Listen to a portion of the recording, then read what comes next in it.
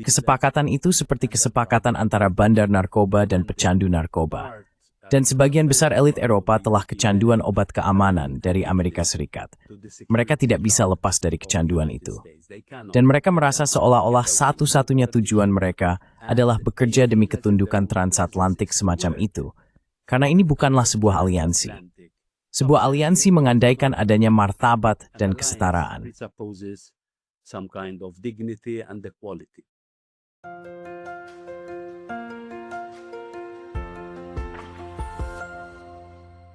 Hello everybody, this is Pascal from Neutrality Studies. Halo semuanya, ini Pascal dari Neutrality Studies. Dan hari ini saya kembali bersama Evariste Bartolo. Evariste adalah mantan Menteri Luar Negeri dari negara Kepulauan Indah Malta, dan ia juga telah menjadi anggota parlemen di sana selama bertahun-tahun. Sekarang, ia juga menjadi tamu tetap di acara saya, karena ia selalu menulis artikel yang brilian dan memberikan analisis yang hebat. Tulisan terbarunya, yang ia publikasikan di Times of Malta, berjudul Fata Morgana Rumah Bersama, Amerika Serikat selalu menentang struktur keamanan pan-Eropa, di mana ia membahas mengapa kita tidak memiliki keamanan Eropa bersama, yang juga mencakup Rusia dan Belarus. Inilah yang ingin kita bahas hari ini. Jadi Evariste, selamat datang. Selamat datang, dan terima kasih telah memberi saya kesempatan ini untuk menjelaskan sebelebih dari 50 tahun sejarah. Karena jika kita tidak menengok ke belakang, jika kita tidak berusaha memahami sejarah, kita tidak akan mengerti di mana posisi kita sekarang.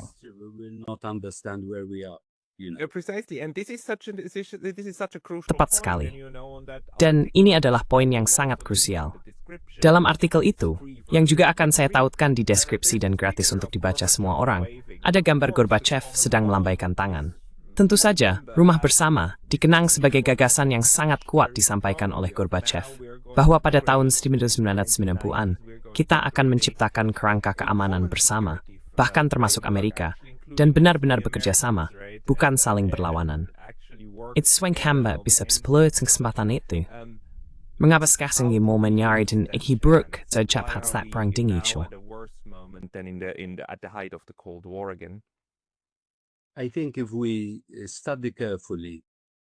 Saya rasa jika kita mempelajari dengan saksama dokumen-dokumen yang telah tersedia secara online di National Security Archive, yang kini merupakan dokumen resmi tentang apa yang dibahas di Kabinet AS, dan dalam pertemuan bilateral antara para pemimpin Eropa dan Amerika, semuanya menjadi sangat jelas. Dan ini cukup mengejutkan bagi saya, karena sebelumnya saya berada dalam ilusi, dan saya harus akui bahwa terkadang ilusi membantu kita menghadapi kenyataan yang pahit. Saya berada dalam ilusi bahwa keadaan jauh lebih baik 50 tahun lalu, ketika kesepakatan Helsinki ditandatangani untuk membicarakan dan mencoba mewujudkan keamanan bersama di Eropa. Keamanan yang menggabungkan ekonomi, lingkungan, hak asasi manusia, dan hak politik.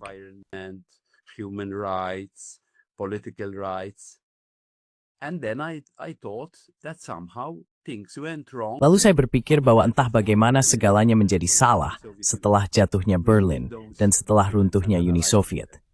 Membaca dokumen-dokumen itu dan menganalisisnya sebenarnya menunjukkan bahwa tidak. Sejak awal, pada tahun 1975, Amerika Serikat tidak percaya pada kesepakatan Helsinki. Kita bisa melihat dalam satu kasus, saya pikir hanya seminggu setelah penandatanganan di Helsinki, bahwa Kissinger mengatakan kepada kabinet, jangan khawatir, ini tidak berarti apa-apa, ini diperpanjitat, izin yang didokmen. Dan memanting words maisik menginginkan ibar, dan istrok kepada kelompok kiris, ingin imani mai tersebal, musuh mendetent outward. Security trying to build detente at that time, obviously at that time, it was detente and jelas, pada saat itu yang terjadi adalah detente. Dan menarik untuk melihat siapa saja orang-orang yang mendorong detente, Anda tahu, untuk membangun hubungan kerja antara Eropa Barat dan Eropa Timur. Yang juga menarik adalah bahkan Uni Soviet pada waktu itu mengakui bahwa Amerika Serikat bisa memainkan peran penting dalam keamanan bersama di Eropa. Itulah sebabnya Uni Soviet menerima Amerika Serikat sebagai penandatangan kesepakatan tersebut. Tapi saya ulangi, step they were, dan tiga NATO, adversary kali magsabanao, sebagian Brits ingin free use. NATO as its main policy tool in Europe. And so it never gave CSC. Jadi itu tidak pernah memberi CSCA dan bahkan OSCE kesempatan, karena di sana ada benturan besar antara NATO dan OSCE. OSCE itu inklusif, semua orang diikut sertakan. NATO itu eksklusif, NATO ingin melawan pihak lain. Jadi keputusan untuk memperluas NATO berarti Anda menyingkirkan, Anda mematikan OSCE. Dan tidak pernah ada keraguan sedikit pun dalam 50 tahun terakhir tentang apa yang akan dilakukan Amerika Serikat. Presiden silih berganti, Menteri Luar Negeri silih berganti, tetapi ada satu prioritas khusus yang mereka berikan. Itu harus NATO. Dan menurut saya, Pascal, yang menarik adalah episode khusus ketika Helmut Kohl diundang oleh Bush ke Camp David untuk membahas pengaturan keamanan. To discuss the security arrangements. And he told him, now listen, there is no way. Dan dia berkata kepadanya, dengarkan, tidak ada kemungkinan Jerman yang bersatu akan keluar dari NATO. Karena Rusia mengatakan, ya, mari kita satukan Jerman. Tapi akan lebih baik jika Jerman menjadi negara netral daripada menjadi anggota NATO. Dan pihak Amerika mengatakan, tidak mungkin kami akan menerima itu. Jadi Kohl diundang ke Camp David, dan Bush berkata kepadanya, datanglah sendiri. Jangan bawa Menteri Luar Negerimu, karena Menteri Luar Negerimu, Hans-Dietrich Genscher, adalah salah satu dari sedikit suara yang masih mengatakan, mari kita buat arsitektur keamanan Eropa bersama. Dan itu seharusnya lebih besar dari NATO. Karena jika NATO lebih besar dari CSCA, seperti apa? Jika itu adalah aliansi militer melawan pihak lain, itu sama sekali tidak inklusif. How it's not inclusive at all. So Genscher is actually exclusive. Jadi Genscher sebenarnya dikeluarkan dari pertemuan itu, dan mereka marah padanya. Yang menarik adalah, baik Bush maupun Kohl marah padanya. Jadi dalam cerita ini, orang-orang Eropa juga terlibat. Bagian dari elit Eropa, saya akan katakan terutama pada awalnya, dari kalangan tengah kanan, khususnya Demokrat Kristen. Saya pikir khususnya Demokrat Kristen Jerman terlibat dalam cerita ini. Prancis mencoba menjaga semacam otonomi untuk Eropa, mencoba mengambil posisi yang berbeda. Tapi bahkan, saya akan katakan, dan mungkin ini bahasa yang cukup keras, apa yang akan saya katakan sekarang, bahkan dalam kesepakatan terbaru yang disebut-sebut antara Presiden Trump dan Presiden Komisi Eropa von der Leyen, and European Commission President von der Leyen, the deal is a deal of drug deal. Kesepakatannya seperti antara pengedar narkoba dan pecandu narkoba. Dan sebagian besar elit Eropa telah kecanduan narkoba, keamanan dari Amerika Serikat. Mereka tidak bisa lepas dari kecanduan itu. Dan mereka merasa seolah satu-satunya tujuan mereka adalah bekerja demi ketundukan transatlantik semacam itu. Karena ini bukanlah sebuah aliansi. Sebuah aliansi mengandaikan adanya martabat dan kesetaraan. Namun menurut saya, sejak setelah Perang Dunia Kedua, Amerika Serikat sudah menegaskan bahwa mereka akan membangun kembali Eropa Barat. Membangunnya kembali dengan syarat-syarat mereka. Membangunnya agar juga menjadi pasar yang sangat penting bagi industrinya dan ekspornya. Tapi mereka tidak ingin Eropa Barat tumbuh melampaui batas tertentu. Ya, jangan bergantung pada kami. Yes, don't be dependent on us. Don't ask us for pocket money all the time. Jangan terus-menerus meminta uang saku kepada kami. Tapi jangan juga menjadi individu yang mandiri, yang meninggalkan hubungan kita demi melakukan apa yang kamu inginkan, meskipun itu demi kepentinganmu sendiri. Jadi, berulang kali, NATO sebenarnya digunakan untuk menjaga para anggotanya tetap sejalan. Karena meskipun selama bertahun-tahun ada pembicaraan tentang ancaman Soviet dan invasi, jika kita mempelajari sejarah NATO, tujuannya lebih untuk mengendalikan para anggotanya daripada mencegah pihak luar. Karena ketika mereka, misalnya berkata, kami tidak ingin rudal di wilayah kami, jawabannya adalah tidak, ingat, kalian adalah anggota NATO. Dan khususnya orang Jerman diberitahu, jika kalian tidak menerima rudal di wilayah kalian, siapa lagi di Eropa yang akan menerimanya? Who else in Europe is going to accept them? So, please, not only must you be members in NATO, but you must. Jadi tolong, kalian tidak hanya harus menjadi anggota NATO, tetapi juga harus menerima apa yang kami tetapkan kepada kalian. Karena Prancis tidak selalu patuh. Namun, jika Anda melihat Partai Demokrat Kristen Italia misalnya, Mereka masih berusaha membangun semacam kebijakan luar negeri yang independen, di mana mereka memiliki ruang gerak untuk membangun hubungan baik dengan Afrika Utara, negara-negara Arab, Timur Tengah, dan negara-negara Teluk. Amerika Serikat tidak senang dengan hal itu. Dan saya menemukan sebuah pernyataan yang cukup menarik. Baru-baru ini, saya membaca autobiografi Willy Brandt, di mana dia mengatakan bahwa Kissinger sebenarnya berkata, "Anda tahu, kami lebih suka orang Eropa tetap sebagai kurcaci-kurcaci individu daripada menjadi raksasa."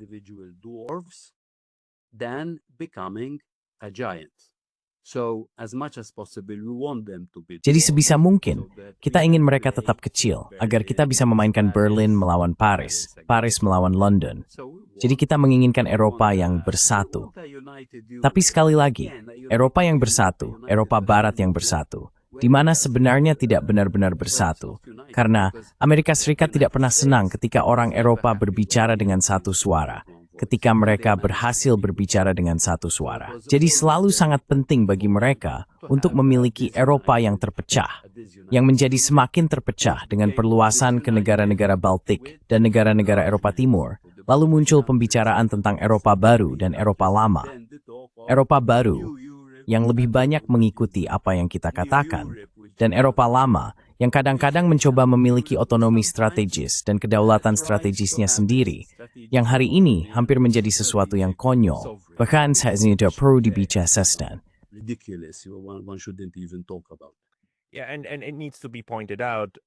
Dan perlu ditegaskan, semoga tidak terjadi, dari sudut pandang Amerika, bahwa Eropa yang bersatu mencakup Rusia, karena jika itu terjadi, semuanya akan berakhir. Jadi, bahkan hanya hubungan dagang yang saling menguntungkan dengan Rusia, dan hubungan keamanan energi adalah sesuatu yang secara harfiah harus dihancurkan, dan memang telah dihancurkan. Jadi Anda tahu, perang Ukraina dalam hal ini memenuhi beberapa tanda centang, bukan? Dalam beberapa tingkatan, ini adalah sesuatu yang menjadi kepentingan strategis kelompok tertentu di Amerika. Dan saya tidak akan pernah sama sekali tidak mengaitkan hal ini dengan semua pihak. Kita tahu bahwa sebagian besar rekan Amerika kita adalah humanis yang sangat baik, tetapi kita juga memiliki para neokonservatif dan para neo-Kissinger. Saya tidak akan mengatakan Kissinger adalah seorang neokonservatif, tetapi saya mengatakan Kissinger adalah salah satu geostrategis yang sangat berhati dingin, berpikir dalam garis-garis nasionalistik seperti ini.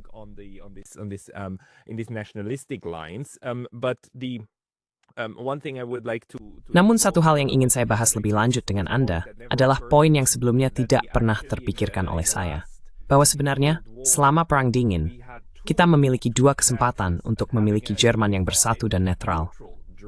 Dan kedua kali kesempatan itu digagalkan oleh CDU. Maksud saya, yang pertama adalah Adenauer. Jika bukan karena Adenauer, sebenarnya Amerika akan setuju. Karena Eisenhower mendukung, dia tidak menentang ide yang diajukan Stalin tentang Jerman yang bersatu dan netral. Lalu yang kedua kalinya itu adalah Kohl bersama dengan Bush yang menentang ide tersebut, dengan mengatakan, daripada itu, mari kita jual gagasan bahwa Jerman yang bersatu di dalam NATO adalah hal yang baik untuk Uni Soviet. Dan Gorbachev menerimanya. Gorbachev menerima itu dan menelannya dan berkata, "Oke, kalau tidak netral, setidaknya di dalam NATO. Dan itu sih cuma sikit yang dengan jelas dan step terakhir itu inci pun lupa."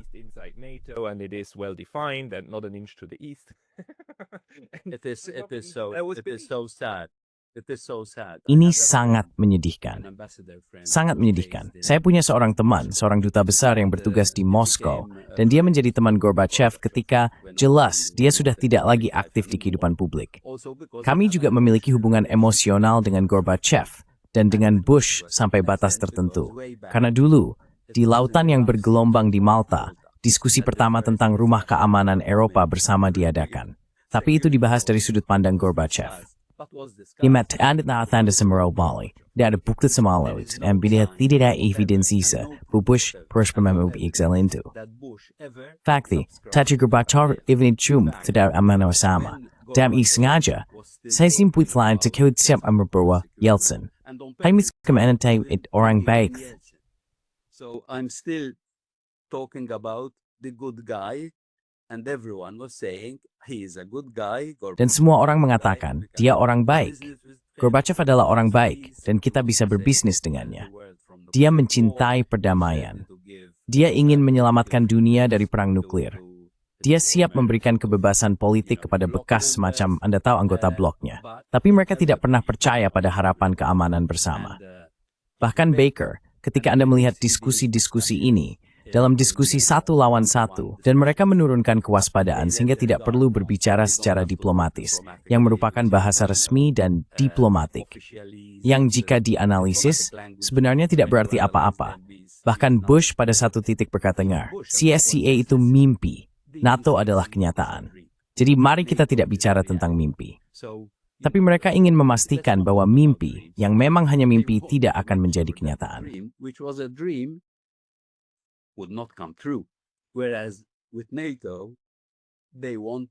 Sementara dengan NATO, mereka ingin NATO benar-benar menjadi lebih kuat. Bahkan pada saat ada pembicaraan, bahkan di Eropa Barat, beberapa orang cukup berani untuk berkata, sekarang dengar, Uni Soviet telah membubarkan Fakta Warsawa.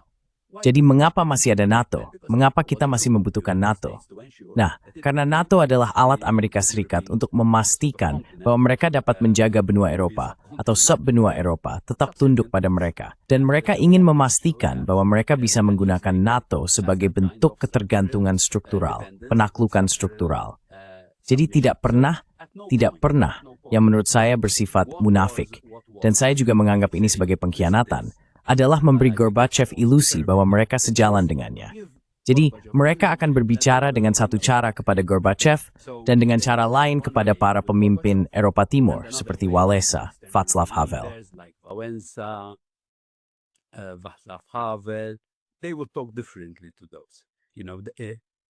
Mereka akan berbicara berbeda kepada para pemimpin itu. Secara rahasia, mereka akan mengatakan, jangan khawatir, kami akan memperluas NATO dan kalian akan menjadi bagiannya.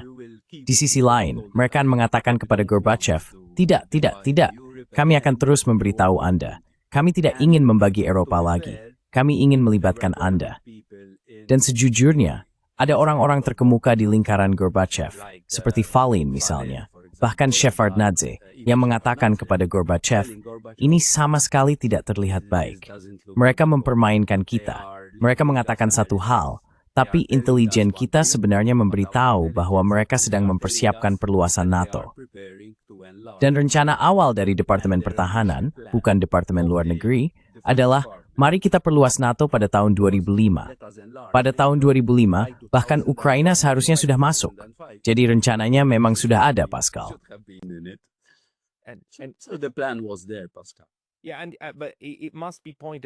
Ya, tapi harus dicatat juga bahwa di dalam AS sendiri, hal ini belum menjadi keputusan final. Maksud saya, orang-orang seperti Jack Matlock, yang pernah tampil di saluran ini sebelumnya dan merupakan duta besar AS untuk Uni Soviet, bekerja sama dengan Gorbachev dan juga dengan Bush untuk mencegah terjadinya perang saudara. Dan mereka berhasil melakukannya, bukan? Mereka berhasil. Dan Matlock sangat menentang perluasan NATO. Dia ada di kubu itu. Tapi intinya, di dalam AS, faksi itu sebenarnya kalah dalam perdebatan. Yang menang adalah faksi yang lain. Mereka adalah orang-orang yang merencanakan hal itu pada saat itu, tapi itu belum menjadi keputusan final. Jadi jika orang-orang di sekitar Gorbachev memperingatkannya tentang risiko ini, mereka memperingatkan risiko yang nyata, tapi bukan sesuatu yang sudah pasti terjadi. Itu baru terjadi kemudian. Maksud saya, itu dikukuhkan di masa Clinton. Dan mungkin juga kelemahan Rusia yang tak terbayangkan saat itu turut berperan dalam keputusan tersebut. Apakah Anda menemukan sesuatu di arsip yang juga menunjukkan perkembangan perdebatan internal AS tentang bagaimana melangkah ke depan?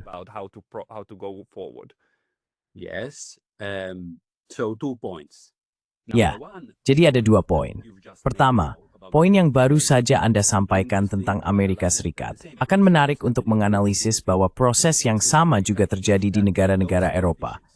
Ada politisi yang ingin memiliki hubungan yang tunduk seperti ini dengan Amerika Serikat karena alasan yang mereka anggap sebagai alasan keamanan.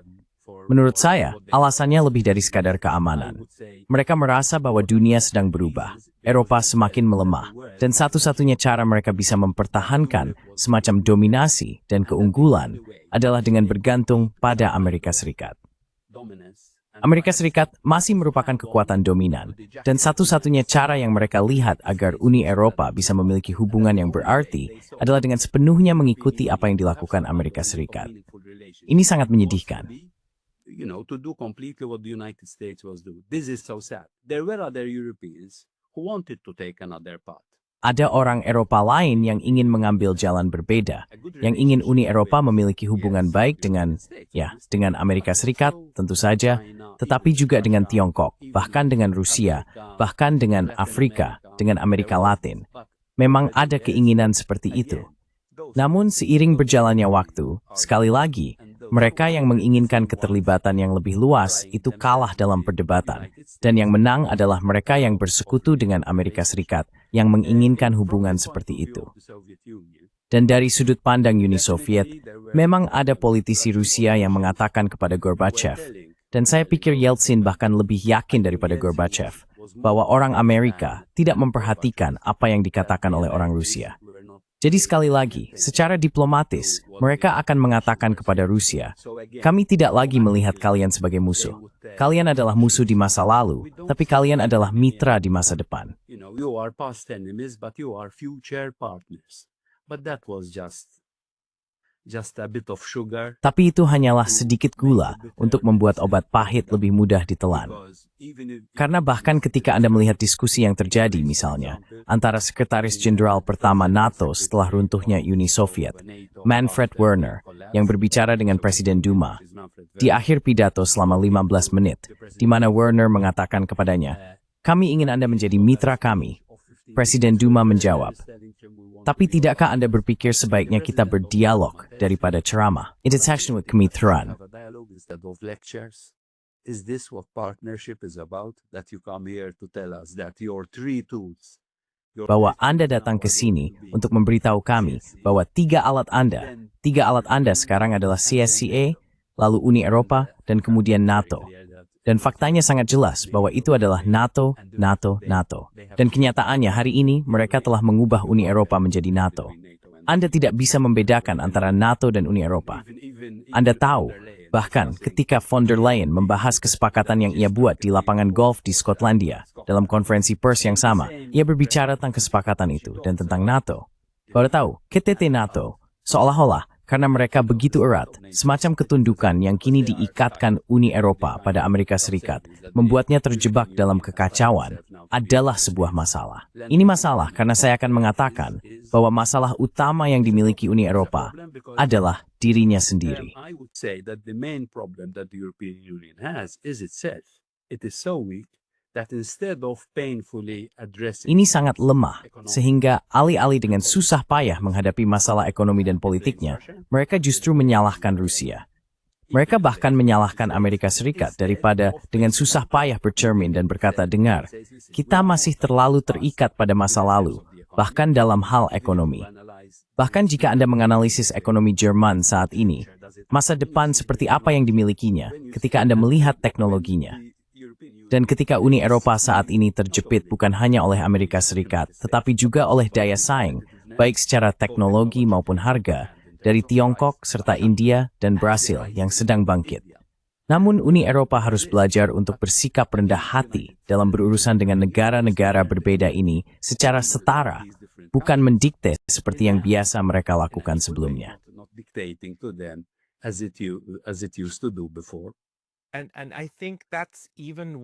Dan saya pikir itu bahkan lebih buruk bagi orang Eropa daripada mengorbankan kebijakan luar negeri mereka sendiri demi Amerika Serikat.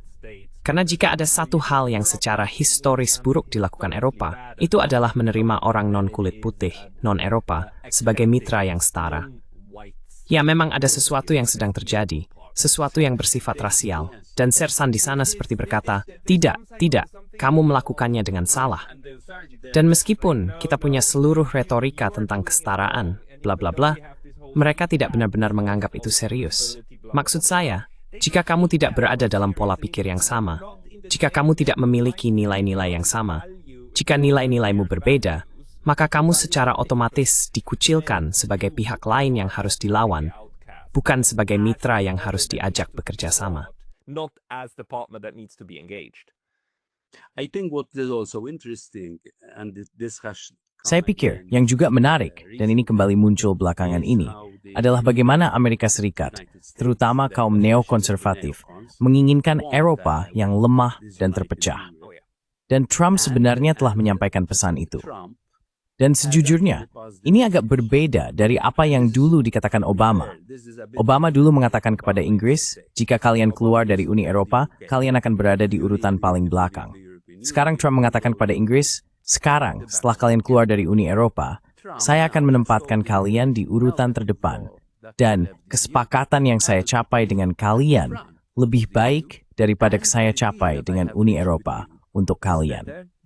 Karena bahkan dalam hal tarifnya sebenarnya lebih rendah. Even in terms of tariffs, it is actually lower tariffs. Now, this is interesting because I think it shows something. Ini menarik karena menurut saya ini menunjukkan sesuatu yang harus kita renungkan dengan serius. Dahulu, kita selalu berkata bahwa kita bersatu karena bersama-sama kita akan lebih kuat daripada negara bangsa. Namun sekarang, Uni Eropa justru lebih lemah daripada negara bangsa. Uni Eropa lebih lemah daripada negara bangsa. Jika Anda lihat juga bagaimana Kanada, Jepang, Brasil, belum lagi Tiongkok, tentu saja menghadapi Amerika Serikat, mereka sebenarnya lebih lemah. Jadi, blok yang terdiri 27 negara, yang menurut saya secara teatrikal dikatakan sendiri oleh Macron, kita tidak mencapai kesepakatan yang baik karena Amerika Serikat tidak takut pada kita. Tidak ada yang takut pada Uni Eropa. No one is afraid of the European Union. I mean, of course no one is afraid of the European Union. The European Union. Tentu saja tidak ada yang takut pada Uni Eropa. Uni Eropa tidak lagi dianggap serius karena sangat lemah. Dan seperti yang saya ulangi, alih-alih menghadapi realitas keras yang harus dihadapi untuk membuat ekonominya kompetitif, untuk memproduksi barang yang baik bagi pasar Eropa dan juga untuk yang lain, Uni Eropa justru menarik diri ke dalam hubungan yang sangat-sangat tunduk ini. Dan kecuali hal ini diubah, Uni Eropa akan menghadapi masalah yang sangat serius karena menjadi semakin sulit untuk diatur. Ekonominya akan semakin terpukul. Dan hubungan seperti apa yang akan dimiliki dengan India? Hubungan seperti apa yang akan dimiliki dengan 866%? Karena pada saat yang sama, Uni Eropa ingin bersatu dengan Tiongkok. It wants to fight with China. I mean, This is a stupidity beyond. Ini adalah kebodohan yang melampaui imajinasi. Tapi Everest, pada titik ini, teman kita Glenn Deason, dia menulis seluruh buku tentang Eropa, yang akhirnya menyadari lagi bahwa Eropa hanyalah semenanjung barat dari Eurasia. Bukan? Bahwa ada konteks geopolitik yang sama sekali berbeda, di mana Eropa bisa dan seharusnya menempatkan dirinya. Serta apresiasi ulang terhadap seperti apa dunia itu. Apresiasi transkontinental, bukan transatlantik. Namun saat ini, kita memang memiliki hambatan terbesar dalam cara mengapresiasi ulang dunia, terutama dunia multipolar, yang tidak lagi didominasi secara hegemonik. Hambatan itu adalah fakta bahwa kita sekarang memiliki jaringan elit yang telah diciptakan selama hampir 80 tahun, bahkan lebih lama, hampir 100 tahun.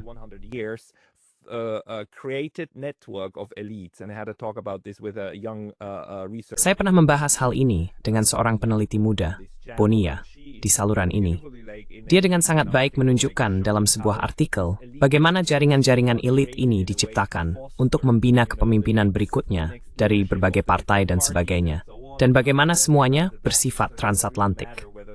Jadi sebenarnya tidak terlalu penting apakah seseorang berasal dari CDU, SPD, kiri atau kanan. Mereka semua dibesarkan dalam jenis jaringan elit yang sama, juga di dunia bisnis dan sebagainya.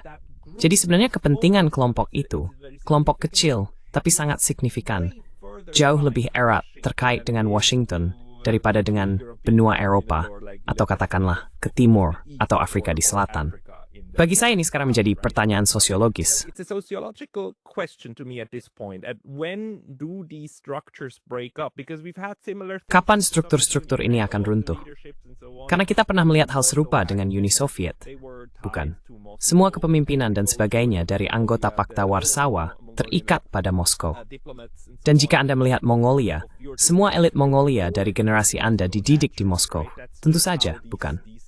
Memang begitulah cara kerja sistem satelit ini. Elitnya kemudian dibesarkan di pusat. Dan kita masih memiliki di Eropa, elit yang dibesarkan di pusat, di seberang Atlantik.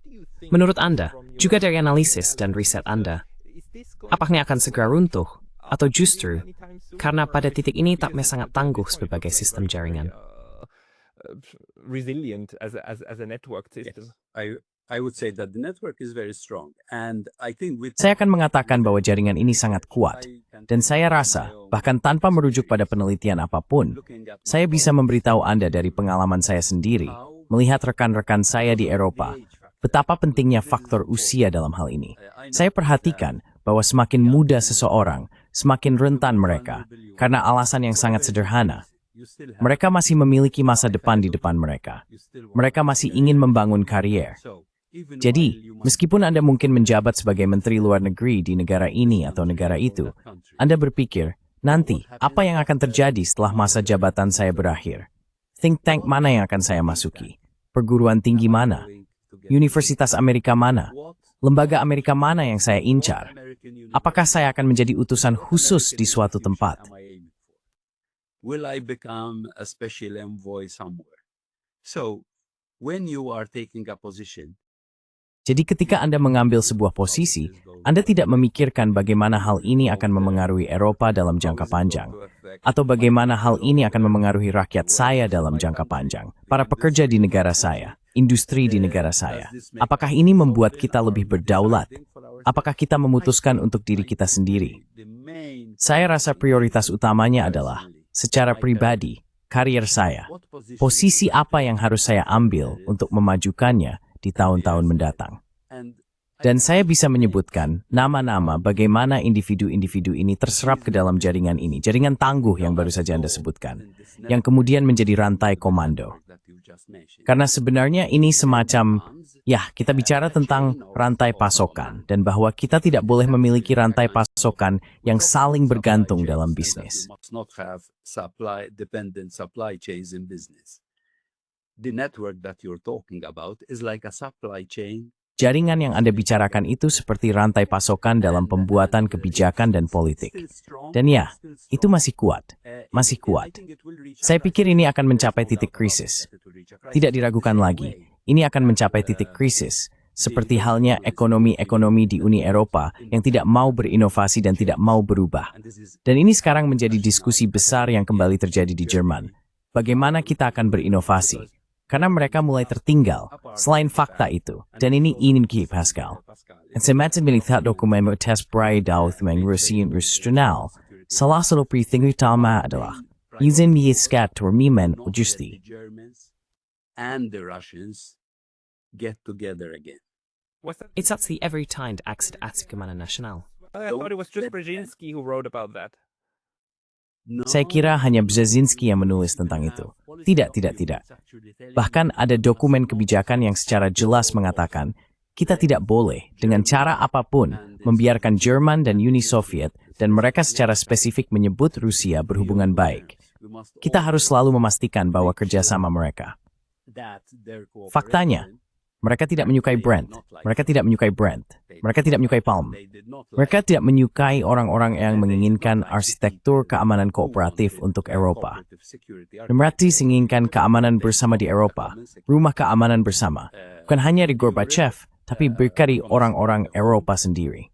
Not only from Gorbachev, but not even from the Europeans. And I told you, Kissinger used to. Dan saya sudah bilang, Kissinger dulu sering mengatakan kepada Ford dan Bush, jangan khawatir, jangan khawatir. Maksud saya, ini tidak berarti apa-apa. Ini hanya sebuah dokumen. Kita hanya bersikap sedikit ramah kepada kelompok kiri Eropa. Tapi sungguh, kalian tahu, kalian bahkan tidak perlu membelanya di Kongres. Kita bahkan tidak perlu membelanya di Kongres. Kita bahkan tidak perlu membahasnya di Kongres karena ini semacam kesepahaman. Nah, sampai batas tertentu, seperti kesepahaman antara Trump dan von der Leyen. Karena itu juga sekarang sudah disepakati. Von der Leyen, because again, that's no agreement. Yeah, but this is a misportrayal of what it is. Ya, tapi ini adalah gambaran yang keliru tentang apa yang sebenarnya terjadi. Dan mungkin inilah cara Kissinger mencoba meremehkannya. Karena CSCA dan Kesepakatan Helsinki tahun 75 jelas merupakan awal dari akhir Perang Dingin. Karena mereka merestrukturisasi seluruh hubungan Eropa. Dari persaingan dan konfrontasi murni menjadi sesuatu yang lebih bermanfaat sebenarnya dan menjadi jalan untuk dialog yang sebelumnya memang tidak ada. Memang tidak ada. Dan itu benar-benar membuahkan hasil di kemudian hari. Itu adalah pertama kalinya sejak 1945 semua pemimpin utama kembali duduk di meja yang sama. Tapi ya, kita bisa melihat bagaimana ada kekuatan-kekuatan di AS dan mungkin di mana-mana yang menganggap ini bukan jalan yang mereka inginkan. Ini bukan dominasi total. Pascal, sampai batas tertentu, bukankah ini merupakan sikap yang sama terhadap Perserikatan Bangsa-Bangsa? Oh ya, Dan ada piagam, ada lembaga, ada struktur. Tapi ketika harus mengambil keputusan paling penting, Anda tidak peduli apa yang dikatakan PBB, apa yang dikatakan piagam PBB. Karena secara harfiah, bahkan apa yang dilakukan CSCE, hanyalah menerapkan secara regional apa yang dikatakan piagam PBB tentang kesetaraan bangsa-bangsa, tentang bekerja sama, tentang menghindari. CSCE benar-benar memajukan hak asasi manusia. The CSCE seriously advanced the human rights, and yes, the West also abuses human rights horribly. dan ya, Barat juga sering melakukan pelanggaran hak asasi manusia secara mengerikan. Diskursus itu. Mereka melakukannya terus-menerus. Namun, Anda bisa melihat hari ini, bagaimana hal itu mendorong batasan lebih jauh. Sebuah batasan yang kini justru diambil oleh Rusia dan Tiongkok dengan mengatakan, tidak, kami tidak menentang itu. Kami sebenarnya mendukung hukum humaniter internasional, dan hak asasi manusia juga merupakan sesuatu yang tidak kami tolak secara terbuka. Meskipun itu telah sesuai dengan. Namun, Mohav towards Guru-san membahas thesis dari statistics, and the best word is treason. Exchange and common norms. But what is interesting, Pascal, Tapi yang menarik, Pascal, dari dokumen-dokumen ini juga. Dan karena dokumen-dokumen ini telah tersedia dari Amerika Serikat, dari kantor kepresidenan dan perpustakaan, dan cukup banyak diantaranya sebenarnya adalah dokumen Rusia, kamu bisa melihat bagaimana para ahli Rusia memberitahu Gorbachev dan Yeltsin, dan saya rasa pada akhirnya juga Putin, meskipun dokumen-dokumen itu belum tersedia. Mereka memberitahu, dengar, memang menggunakan isu hak asasi manusia dengan menisan sebagai alat politik of Kitty, bukan hanya Earth with Ramber, tapi juga Asia Tengah. not only regarding Eastern Europe, but also Central Asia. They are going to encircle us again. It's interesting that already... Mereka akan mengepung kita lagi. Menariknya, sudah sejak tahun 90-an, mereka merujuk pada fakta bahwa Amerika Serikat akan menggunakan isu kemanusiaan untuk menarik negara-negara seperti Azerbaijan dan lainnya menjauh dari Uni Soviet. Jadi hal ini tidak hanya terjadi di front Eropa, tetapi juga di Asia Tengah. Ini menarik. Itulah mengapa saya pikir mempelajari dokumen-dokumen tersebut penting. Karena jika dilihat ke belakang, Anda akan berkata, sudah jelas nih plans. This is less. It was obvious this was going to happen. No, it wasn't obvious. No, it's absolutely not obvious. If it was, Tidak. Itu sama sekali tidak jelas. Jika memang jelas, hal itu tidak akan berkembang seperti itu. Dan kita baru sekarang benar-benar memahami atau mulai menghargai kompleksitas dari jaringan elit yang dibina, salah satu pilar hegemoni bukan? Jaringan LSM yang sejak National Endowment for Democracy dipisahkan dari CIA, diberi tugas untuk membina berbagai mekanisme kontrol masyarakat sipil di mana-mana. Dan ini berhasil selama 40 tahun. Carrying through jarang, baris doing is soja. It's where my pray ada apply ke serikat. Maaf, alam mo alas doors through two views smash. Is a master of packaging. And then Pascal, selling the package. I have lived through that myself. Saya sendiri pernah mengalaminya.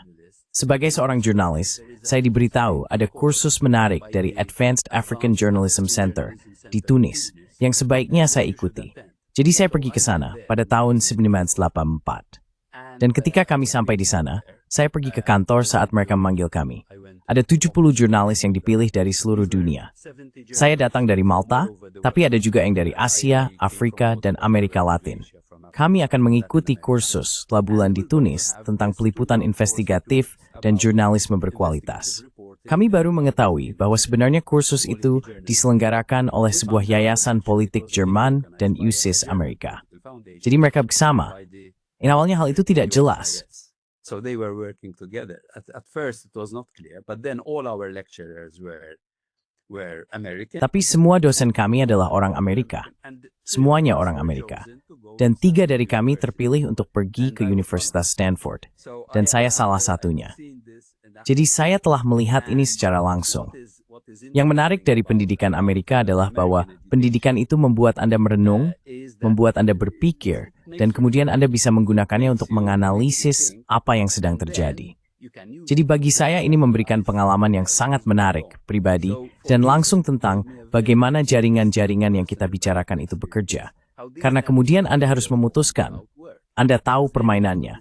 Apakah Anda akan bergabung demi keuntungan pribadi Anda, atau Anda sudah menyadarinya, dan kemudian memasukkannya ke dalam analisis Anda tentang bagaimana permainan ini dijalankan. Saya memilih jalur yang kedua. I chose the second route. But that's why the US Fes, BMF versi hegemoni S begitu brilian, karena tidak bekerja melalui pemaksaan langsung. Ini adalah campuran antara permainan kepentingan dan and Gramsci, Pascal. Gramsci, Pascal, paksaan dan persetujuan. Dan sebagian besar hal yang kita bicarakan adalah hasil dari budaya persetujuan. Anda tahu, fakta bahwa Uni Eropa siap untuk tunduk pada Amerika Serikat, sebagian besar adalah persetujuan, bukan paksaan.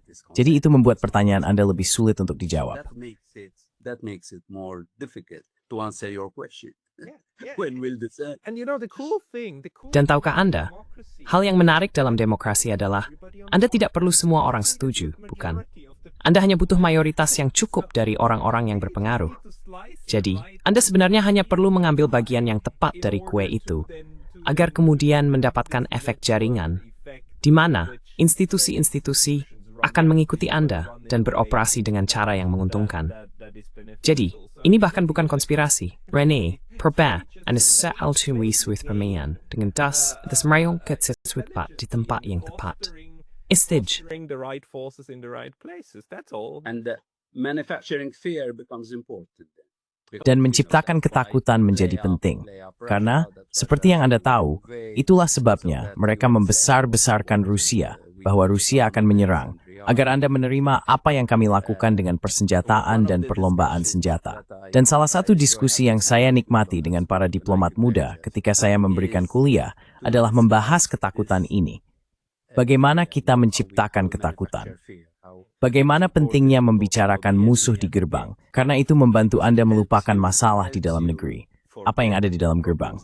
Dan Anda mencoba memobilisasi para pengkritik Anda agar berpihak pada Anda dengan mengatakan, mari kita bersatu karena ada musuh di gerbang. Tapi juga, bagaimana hal ini diciptakan dan tertanam dalam mentalitas kita. Bahkan ketika kita melihat peta, dan mereka melihat saya seolah-olah, apa maksud Anda? Dan saya katakan, Anda tahu peta itu dibuat-buat. Maps are manufactured. They are not.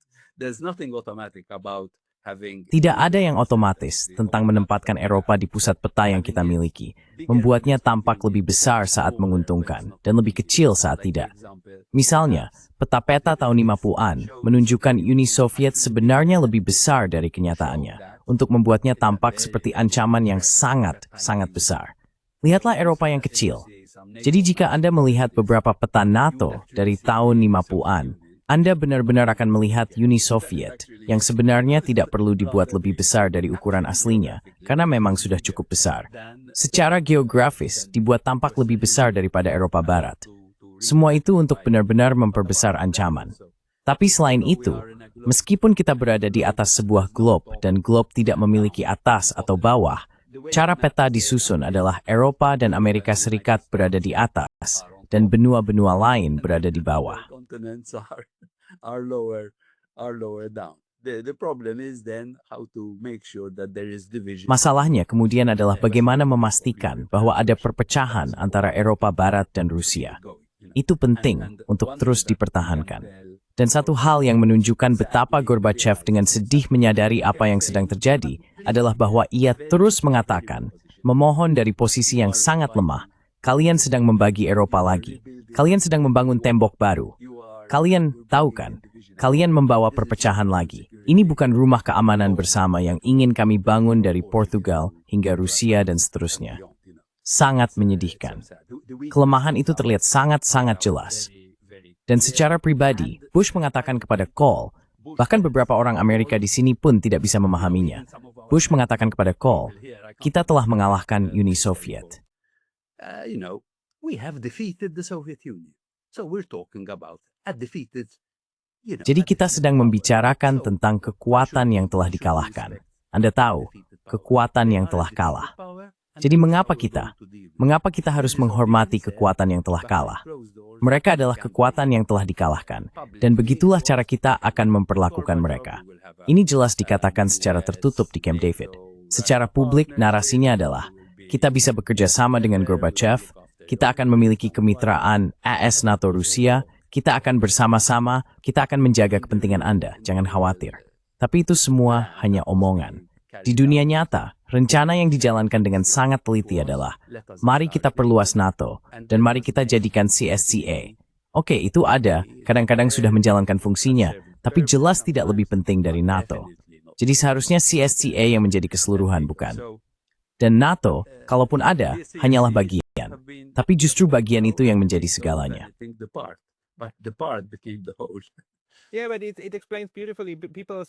Ya, tapi itu menjelaskannya dengan sangat baik. Kadang-kadang orang bertanya, di mana CSCE? Kenapa kita tidak pernah mendengarnya lagi? Karena CSCE telah dikalahkan. Maksud saya, CSCE adalah konsep tandingan untuk pengelolaan benua Eropa, dan konsep itu kalah oleh pendekatan NATO dalam mengelola benua tersebut. Itulah sebabnya CSCE menghilang. Secara teori sistem, itu tidak berguna. Maksud saya, kalau tidak, yang satunya lagi yang akan hilang. Jadi, Anna agak pucis.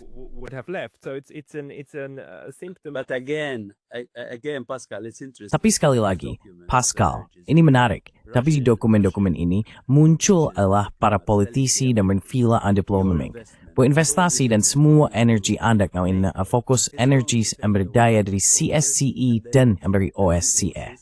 From the CSCE and from the OSCE. Ya, tapi kau itu memahaminya with you. Kami through breath is still at steri seperti ini. Giat is still small. Dan cube seed with to rate stas that's an authoring. That's net house with impit strength team. Where has mga canvas berpariman pa ni member work na tinyak to its daddy. Yeah, but in the Americas too, I mean, again, the George... Ya, tapi di Amerika, maksud saya sekali lagi, George Kennan dan Jack Matlock, mereka semua sudah memprediksi hal itu. Tapi ada satu pertanyaan, karena Anda membaca dokumen-dokumen ini, dan Anda juga tahu bahwa Bush, bahkan Bush pun berargumen dengan cara yang sangat memecah belah. Bush adalah orang yang berdiri di Verkhovna Rada di Ukraina pada Agustus 1991, mengatakan kepada mereka, kalian sebaiknya tidak memisahkan diri dari Uni Soviet. Uni Soviet sebaiknya tetap bersatu. Jadi kenapa? Kenapa begitu? Karena itu salah satu poin di mana Anda bisa mengatakan, tidak. Orang Amerika tidak menginginkan hasil yang kemudian benar-benar terjadi. Tapi pada akhirnya setelah itu terjadi, mereka senang mengikuti arusnya. Tapi bisakah Anda menjelaskan makna penting dari tanggal krusial di tahun 1991 ini? Can you make sense of these crucial dates in 91? But Pascal, as you yourself said. Tapi Pascal, seperti yang kamu sendiri katakan, bahkan ketika kita berbicara tentang Eropa atau Amerika Serikat, kita tidak sedang membicarakan satu blok yang homogen, di mana semua orang memiliki suara yang sama, dan semua orang berada di garis yang sama. Jadi menurut saya dari sudut pandang ini, Clinton harus memikul tanggung jawab atas apa yang terjadi. Saya rasa lebih daripada Bush. For what happened, I think more than Bush. Yeah, but you said... Ya, kamu baptang di dokumen-dokumen itu, kamu bisa lihat bagaimana Bush, berbicara dengan dua sisi mulutnya. But then when it But came not. to... but not specifically about Ukraine. Tapi tidak secara khusus tentang Ukraina. Jelas tentang negara-negara Baltik, tentang Polandia, tentang Hungaria. Namun yang menarik adalah ada diskusi di mana Lech Wałęsa dari Polandia dan Václav Havel dari Czechoslovakia. Wałęsa mengatakan kepada Bush, jangan percaya pada Soviet, jangan percaya pada Gorbachev, karena di satu tangan mereka memegang pena, di tangan lainnya mereka memegang granat tangan. Václav Havel berkata, tidak. Dan melat seperti itu. Kita harus hubung yang baik dengan Uni Soviet. We must have a good relationship with the Soviet Union, however much we transform our relationship with them. Seberapapun kita mengubah hubungan kita dengan mereka, dan apapun yang terjadi pada Rusia, kita harus memiliki hubungan yang baik. Tapi siapa yang menang? Bukan Václav Havel, melainkan Lech Wałęsa. Jadi proses yang Anda lihat terjadi di pihak Amerika juga terjadi di pihak Eropa. Dan sekarang, jaringan dan elit yang bertahan sejauh ini adalah mereka yang telah bekerja untuk situasi saat ini, di mana kita kembali dihadapkan perpecahan yang begitu dalam antara Eropa dan Rusia. Dan kita harus melihat bagaimana semua akan berjalan, karena ini sangat menyedihkan, dan seharusnya tidak perlu seperti ini. Because this is so sad and it doesn't have to be like this. No, it doesn't. But it also just puts us into our own. Tidak begitu. Tapi itu juga menempatkan kita pada posisi kita sendiri. Bukan? Itu berarti bahwa kamu dan aku, kita hanyalah generasi terbaru dari orang-orang yang berpikir seperti Václav Havel. Dan di sisi lain, di dalam komunitas kita sendiri, kita punya orang-orang seperti Lech Wałęsa yang memandang Rusia dengan cara yang sama sekali berbeda. Karena itu, mereka mengambil langkah-langkah lain. Lalu around the kandidatur siapun yang menawarkan kesepakatan topik dan setuju, seperti menggas enang tutur lain. Subsuming you into the other camp, right? The difference now, Pascal, is obviously that the world. Perbedaannya sekarang, Pascal, jelas bahwa dunia telah banyak berubah. Eropa telah semakin menurun dan menjadi lebih lemah. Dan pada titik tertentu akan ada kenyataan pahit di mana Uni Eropa untuk memiliki masa depan perlu mengatur ulang hubungannya dengan seluruh dunia, termasuk Rusia, Amerika Serikat, Tiongkok, Amerika Latin, dan Afrika. Apakah Uni Eropa siap untuk melakukan itu? Jika tidak siap untuk mengatur ulang hubungan tersebut, Western-European for and demi end grammatis, das will konsekuensi disigam mitwingin de for tarface no pai, interesting the four tense. The millions of Europeans living in our But countries. it might also be sociologically inevitable at this point. Ini mungkin juga sudah menjadi sesuatu yang tak terelakkan secara sosiologis pada titik ini. Jika jaringan dan sebagainya yang telah dibangun sudah begitu mengakar kuat, maka kita tidak bisa keluar dari situasi ini. Maka pertanyaannya menjadi, pada titik mana AS akan bersedia mengorbankan benua prestasinya demi melawan Rusia? Maksud saya, apa yang terjadi di Ukraina dalam skala kecil bisa saja dilakukan di seluruh Eropa. Dan kita mulai melihat bagaimana militerisasi benua Eropa dengan tujuan tertentu, menciptakan mega Ukraina untuk sekali lagi mendorong melawan Rusia. One more time, push against the Russians. But what is contradictory at the same time is Namun yang kontradiktif pada saat yang sama adalah bahwa dalam semacam kesepakatan antara Trump dan von der Leyen menerima, meskipun itu tidak jelas.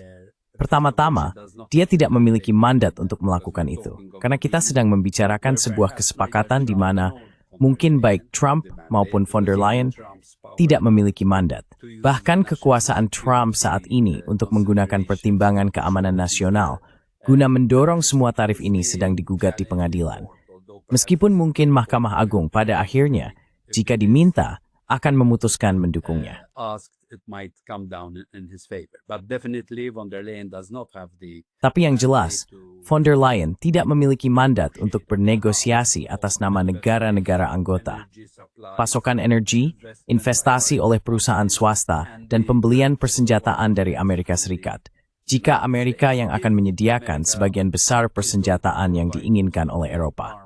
Bagaimana mereka akan membangun kompleks industri militer mereka sendiri? Karena mereka berpikir bahwa kompleks industri militer akan membangun kembali perekonomian mereka. Maksud saya, apakah itu masuk akal secara ekonomi? Abaikan dulu pertimbangan tentang perdamaian, perang, dan sebagainya. Apakah itu masuk akal secara ekonomi? Sepertinya tidak masuk akal secara ekonomi. It doesn't seem to make sense economically. Well, I have a strain of Ya, logic. saya punya alur logika, di mana hal ini memang masuk akal ketika Anda membangun keynesianisme militer, yang kemudian juga memiskinkan penduduk. Tapi penduduk yang miskin itu baik jika Anda ingin memiliki populasi besar untuk dikirim ke medan perang, bukan? Karena satu-satunya yang masih bisa membayar sesuatu adalah militer. Jadi populasi, terutama anak muda, yang miskin sebenarnya adalah sesuatu yang bisa dimanfaatkan, atau bahkan lebih disukai, oleh sistem perang semacam ini, dibandingkan dengan populasi yang berpendidikan baik dan cukup makan. Jadi sayangnya, saya memang melihat ada logika di sini. Pertanyaannya bagi saya adalah, kapan yang terjadi? Apakah kita menempuh jalan itu? Apakah adalah tindakan bunuh diri? Will we go down that route? Is the But suicide? even that is debatable. There's an interesting discussion. Namun, bahkan hal itu masih bisa diperdebatkan. Ada diskusi yang menarik. Saya sangat menghormati Kishore Mahbubani, diplomat veteran dari Singapura, yang sebenarnya mengatakan bahwa sebagian besar produk dari kompleks industri militer di AS dirancang untuk menghadapi perang yang sudah lewat, bukan perang yang akan datang. Jadi mereka ingin memproduksi lebih banyak tank, memiliki lebih banyak kapal induk. Padahal, bahkan perang di Ukraina menunjukkan kepada kita bahwa perang baru tidak akan dilaksanakan seperti itu. Bukan tank. Itu hanya akan menjadi sasaran empuk. Kapal induk juga menjadi sasaran empuk ketika Anda menggunakan rudal hipersonik, ketika Anda menggunakan drone. Jadi, model militer seperti apa yang akan dipilih Uni Eropa ketika membangun kembali kompleks industri militernya? Karena Kishore Mahbubani membuat argumen yang sangat meyakinkan bahwa bahkan dalam hal kompleks industri militer di Amerika Serikat, mereka memproduksi senjata berdasarkan logika keuntungan mereka sendiri, bukan berdasarkan kebutuhan strategis abad ke-21. Jadi, bahkan hal itu masih bisa diperdebatkan, dan tidak ada diskusi tentang hal itu. Is debatable, and there isn't a discussion about it. No, and we are also learning that Tidak. in the US Dan kita juga sedang belajar bahwa bahkan kompleks militer industri AS pun memiliki batas. Dan salah satu batasannya adalah bahwa AS juga mengalami deindustrialisasi selama 30 tahun terakhir, dan sekarang kekurangan pengetahuan untuk melakukannya. Selain itu, mereka melihat sialan itu dari Tiongkok. Ya, dan ini bukan sesuatu yang bisa diperbaiki dengan cepat. Tepat sekali. Exactly. But that is why. Tapi itulah sebabnya. Pascal, ketika kita membicarakan jalan ke depan bagi dunia, itulah mengapa kita membutuhkan koeksistensi. Pada titik ini, saya bahkan tidak akan mengatakan betapa baiknya jika kita memiliki koeksistensi yang damai. Setidaknya, mari kita punya koeksistensi yang tidak damai, kamu tahu. Tapi kita membutuhkan koeksistensi karena alternatifnya, seperti yang kita katakan, adalah tidak ada keberadaan. Dan bahkan secara ekonomi, kita saling membutuhkan. Kita saling membutuhkan sumber daya, kita saling membutuhkan untuk rantai zokan, kita saling membutuhkan untuk pasar.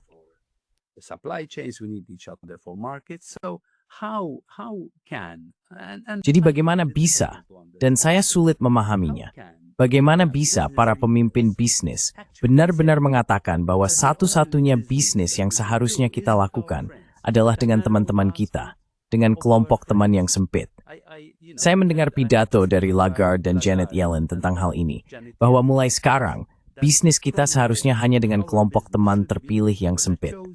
Tapi maksud saya, apa yang saya lewatkan ketika mendengar kata-kata ini? Bagaimana intiktit spin Anda? Jika may tingnan through diri proses kecil umat manusia dan sa negara-negara dunia, if we ditempit selling is orang nivudan, forcing with tune with and technology. with the markets that you need, with the technology, with it's not Bagaimana ini bisa terjadi?